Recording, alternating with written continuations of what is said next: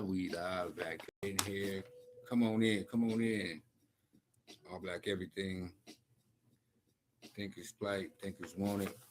We back with the Tavistock Institute. Melanated Minds, that's one of the custom mades. We back. Like it, share, subscribe, thumbs up like you're hitchhiking, spoken. Tavistock Institute, right back where we left off. I do not own the rights to this music. Peace to the kings and queens of that great '90s R&B. Peace to the King D'Angelo on this one. But we just vibing on the background how we do, and we continue. Then there is the case of CIA's control of private foundations. For example, the Rockefeller Foundation was established by the family on April 24th, 1913. Do your own research always. Don't take my word for it. It's all verifiable.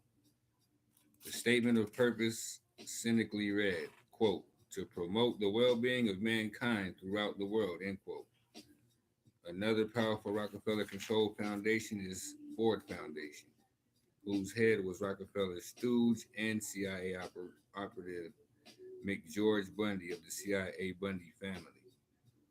The McGeorge's father, Harvey, married a Lowell, one of the wealthiest American families, and then worked under Harry Stimson at the War Department. After helping Stimson write his memoirs, Bundy joined Richard Bissell, his professor at quote Yale, during his undergraduate days in Europe to help implement the Marshall Plan. When Bissell became head of the special operations at the CIA, Bundy went with him again, end quote. Bissell later would become a Ford Foundation director and a member of the Council on Foreign Relations. What's more, William Bundy, McGeorge's older brother, was not only one of the most powerful men in the CIA, but was also a member of the Rockefeller controlled Council on Foreign Relations and an editor of CFR's Foreign Affairs magazine. The Rockefellers also have interlocking control over the most powerful foundation, the Carnegie Foundation. Leading directors of the Carnegie Foundation have for decades belonged to the Rockefeller Coordinated Council on Foreign Relations.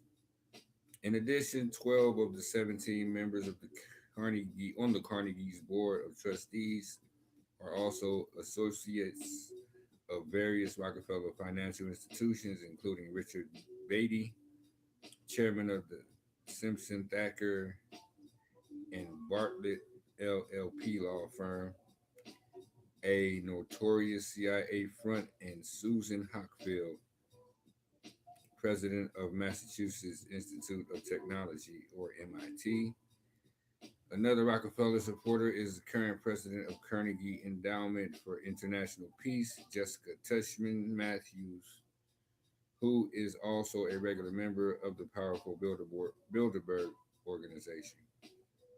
See all these connections? Crazy.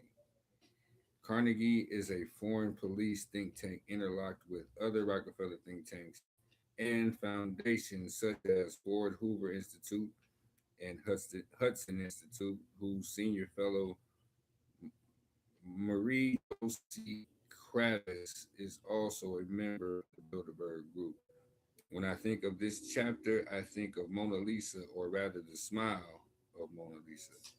Her grin is the grin of men and a few women who engage in the most vicious forms of psychological warfare against the human race. And you think they're your friends, your government. Gotta do your research. Thinkers want it here. Stop just going for the okie doke. Let's see here. The knowing grin of men who commit crimes against humanity. In this chapter, we have exhumed the corpse of Tavistock's greatest architect, John Rawlins Rees, and a few of his most loyal henchmen, tracing the living trial of mind control and ritual killing and placing them at the feet of some of our most important puppet masters. At their right, he said, the skeleton key turned once, twice, three times. The door was pulled ajar with a squeak. Something moved, a shadow. Then it was gone. There is blood on our hands, and there are documents. This is history. You can't have one without the other. Blood, documents, guilt, innocence, knowledge, ignorance, frustration, fear. But you can't know history unless you know fear.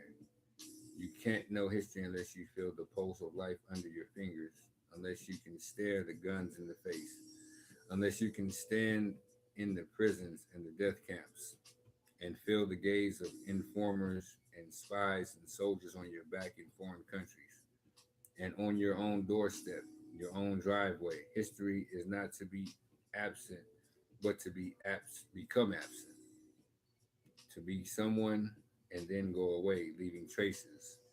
The rest is only bookkeeping. Mm. Well, getting down to it. We're almost done with the second chapter here, Unholy Alliance. We're gonna keep it going, keep it racking. Stop right there. We're gonna come right back where we left off and continue. Appreciate you checking us out. Thumbs up like you're hitchhiking. Subscribe it, like it, share it. We just sharing information in spurts. Tavistock Institute, very powerful, very powerful book. Do your own research though. All these, you know, events and dates and documents,